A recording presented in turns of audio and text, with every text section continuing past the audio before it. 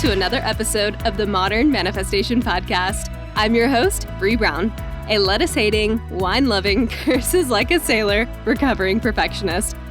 Having thrived in a male-dominated, commission-based industry, I'm passionate about helping women boldly pursue their life goals. In this space, we build confidence with our mindset, manifestation, and spirituality. I believe that your life manifests as a result of who you are, not what you do, and that your personality creates your personal reality. Join this growing community to increase your net worth by increasing your self-worth. Now let's jump into today's topic.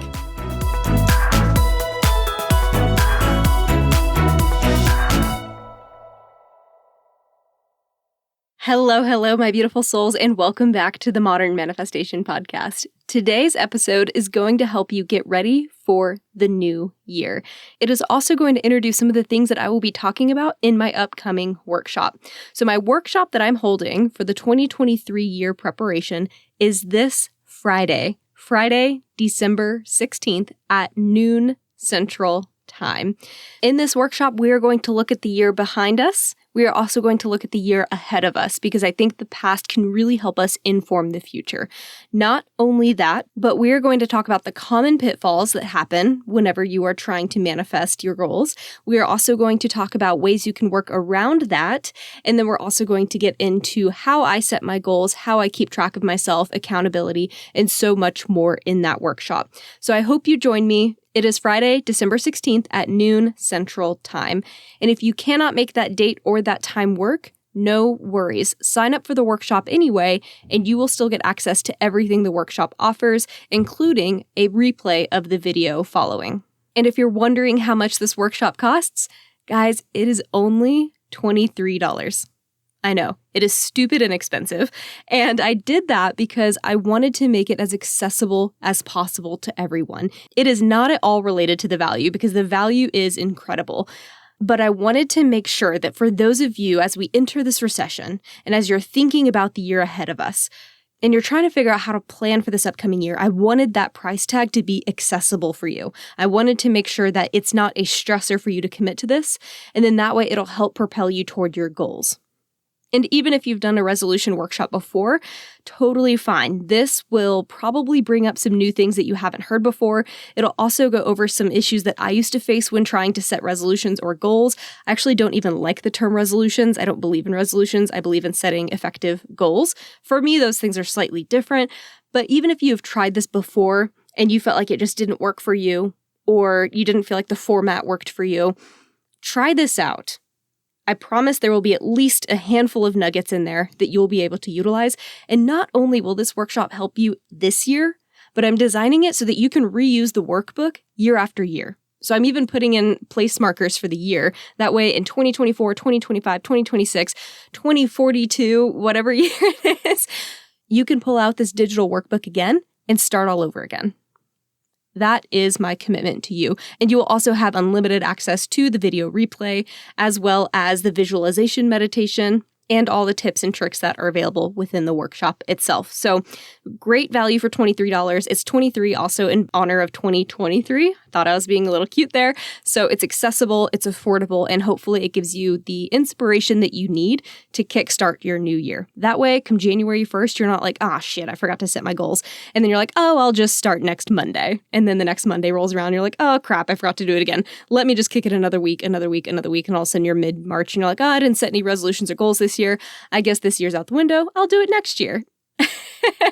I used to do that. And I also used to dread the end of the year because I felt like I would look at the year behind me and just feel disappointed and also feel regret about what I had not accomplished. I finally got tired of that narrative. I finally got tired of that habit. And the only way to break the habits that you don't like is to form new, healthier habits.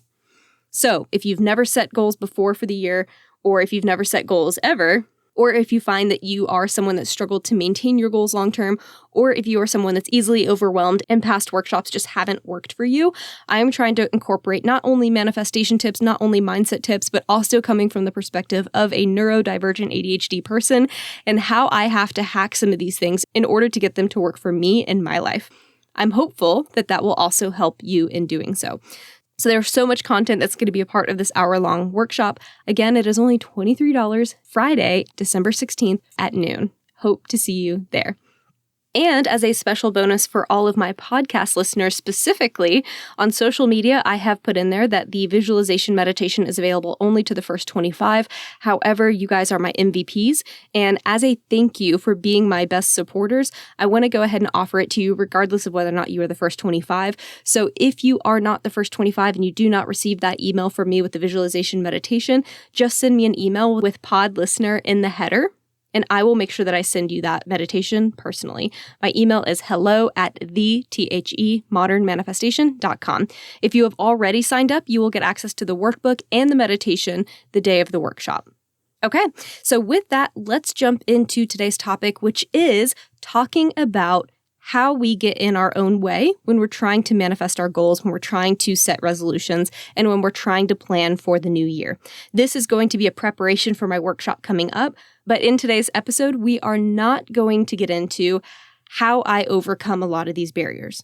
And the reason why I'm not getting into the how is because I want to respect the people that have already signed up for the workshop, and I want to make sure that they're getting the value out of that workshop. And while it almost goes against my nature not to give you the how, I want to make sure that I'm being respectful to the people that have signed up, and I don't want them to feel like they could have just listened to this episode and gotten the value out of it. So I want to be respectful of those people. I want to make sure I honor their commitment to me. So we are going to talk about the issues that typically come up. If you're interested in how I personally get around these things, please tune into my workshop. But regardless, today will give you a lot to think about. It will give you, hopefully, a lot to plan around when it comes to planning for your new year. This is also an updated and upgraded version of my 8 steps toward manifesting a better year. That's a podcast episode I did in 2020. I even think it was episode number 20. So we'll get a little bit into things we covered in that episode. But in this episode, I've just learned so much in the past couple of years. There's going to be a lot more included in this one. So let's jump in and talk about why you may have struggled to manifest your past goals or your past resolutions. The first thing I see when people are struggling to manifest their goals or their resolutions is that they are allowing their black and white thinking to get in the way. So an example of this might be things like, I have to start my resolutions on the start of the year, January 1st. It has to be on a Monday. It has to be the beginning of the day. It cannot be midday. I need to be absolutely perfect, or I have to start over the next day. Maybe you are saying that you are trying to eat healthier, cut out sugar throughout the day, and then midday or mid-afternoon, you forget and you have a Hershey Kiss or you have a cookie. And then your brain immediately jumps into that black and white thinking, and you're like, oh crap, I forgot. I just had a cookie. I said my resolution was to eat healthy. You know what? I have to start over again tomorrow. And then the rest of the day, you allow yourself to binge on sugar because you're like, oh, it's my last day. Well, if it's my last day, I might as well get it all in while I can. I'm curious if that sounds familiar for you because I am describing myself. So that's the first thing that I see that gets in people's way when they're trying to manifest their goals is this black and white thinking, this all or nothing. I'm either all in or I'm not, and I'm starting over. It's also demanding perfection from yourself. I have to be perfect at this, or I might as well not even try. So that is the first pitfall that I see a lot of people run into. The second one is that you are waiting for motivation to strike. You keep waiting for the right mood. But this can actually be a really sneaky trick by our ego. They might actually try to keep us from feeling that motivated feeling because it doesn't like change. Our ego doesn't want the change. And so saying that we want to wait until we feel motivated is a really convenient way for our ego to keep us in the status quo, to keep us from change. Because how often do you really feel motivated to do some of these goals? For most of us, even though the idea of the results of the goal can excite you, the doing of or the accomplishing of is less exciting. And so if you're sitting around waiting for that motivation, you may never start. Your ego might keep that from you indefinitely. And so my question is, how long are you willing to wait? You don't need to wait for optimal mental space in order to be ready to change or in order to be ready to start making progress toward your goals. The third issue that I see people run into is that you're waiting for the right time.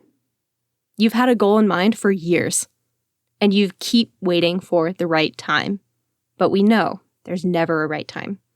So you might say that I'm going to accomplish that thing once my kids are in school, or I'll do this once work calms down, or I'll do this when I'm not in my busy season, or I'll do this once my mother's health is better, or I'll do this once I fill in the blank. You're always waiting for the right time. It never feels like the right time. And we might also even use the idea of needing something else in order to kind of facilitate the same narrative of not the right time or maybe not the right materials. So you might also say, oh, well, before I can start, I need a brand new journal. Or I need to take this course first. Or I need to go grocery shopping first. Or I need to read this book first before I start. That way I do it right. I do it perfectly. There's always some really convenient reason why now's not the time. Why we need to wait. Why we need to kick the can down the road. And this is our ego showing up again, and its sneaky little ways of keeping us where we are. The fourth struggle that I see for people is that you're setting goals you don't believe in, or you're setting goals that you don't even think you can accomplish when you start. So you are setting yourself up for failure before you even begin. As an example, if you are someone that's making $40,000 a year, and you write down, make $1 million this year, and you just kind of laugh it off, you kind of roll your eyes internally. Maybe it's not even consciously, it's internally, but it gives you that feeling, that tightness of anxiety. And you have absolutely no way of knowing how it's going to come to you. And you're not actively doing anything to get you to that goal. Or it's like you write it down because you think that's what other people expect for you to have on your to-do list or on your goal-setting list. Don't do this. The next struggle that I see people run into is that your goals are too vague, or you have no idea what it's going to look like when you actually hit your goals. And this ambiguity has a way of keeping us safe. Because on one hand, if we hit the goal, how are we ever going to know? And also, if we don't hit the goal, how are we ever going to know? It's almost a way for your subconscious to protect you from what it perceives as failure. If we're not too specific with our goals, it gives us a little bit of an out if we don't hit them. It kind of takes off the pressure. It kind of takes off the feeling of I wasn't good enough or I wasn't perfect enough. But when goals are too vague, it also keeps us from making progress. The next struggle I see when people are trying to manifest their goals is that they set too many. You get too ambitious. And this ties in with the black and white thinking. It's like I'm setting no goals or I'm setting 20. I used to be this person. I would set 10, 15, 20 goals at the start of the year. I would often have myself trying to do those 15, 20 things a day, and I would be burnt out after week 3. When we do this, we shock our nervous system. And when we shock our nervous system, we go into fight or flight. When we go into fight or flight, we're experiencing adrenal fatigue, we're exhausted, it's too much too fast.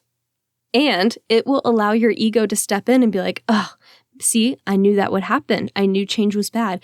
Let me step in and convince them that it's okay to stop. It's okay to stop making progress. We were safer. We liked it better when we were back over there. And so progress comes to a halt. It's that all or nothing mindset coming back into play. The final challenge that I see people facing when they're trying to manifest their goals is that they are not flexible enough. They do not give themselves flexibility. It's also related to black and white thinking. Do you see how that kind of permeates into almost all of these? It's this idea that you're putting too much pressure on yourself. And you're not allowing yourself to change with your circumstances. And you're not giving yourself the gift of grace whenever you need to pivot or you need to reevaluate your current goals. And when we don't give ourselves this flexibility, just like in the last struggle I talked about, we throw our nervous system out of whack. And when our nervous system is not in alignment, we do not feel healthy, we do not feel good, we start messing with the whole manifestation equation. So having flexibility is really important when it comes to setting your goals. So giving yourself the freedom to start over midday, or changing your goal if it's too much, or maybe you decide later on, you know what, this actually wasn't the right goal, it needed to be this. And you allow yourself to pivot. Or you decide in February, March, April, whatever it is, that actually, this isn't a goal that I feel passionately about anymore. I'm going to replace it. And not allowing that to feel like failure. Or being kind to yourself when it's a really challenging week and saying, you know what, a minute of doing this is enough today. So making sure that you give yourself the gift of flexibility. You're not living in that black and white world, and you're giving yourself the ability to fluctuate and for these goals to move with you in life.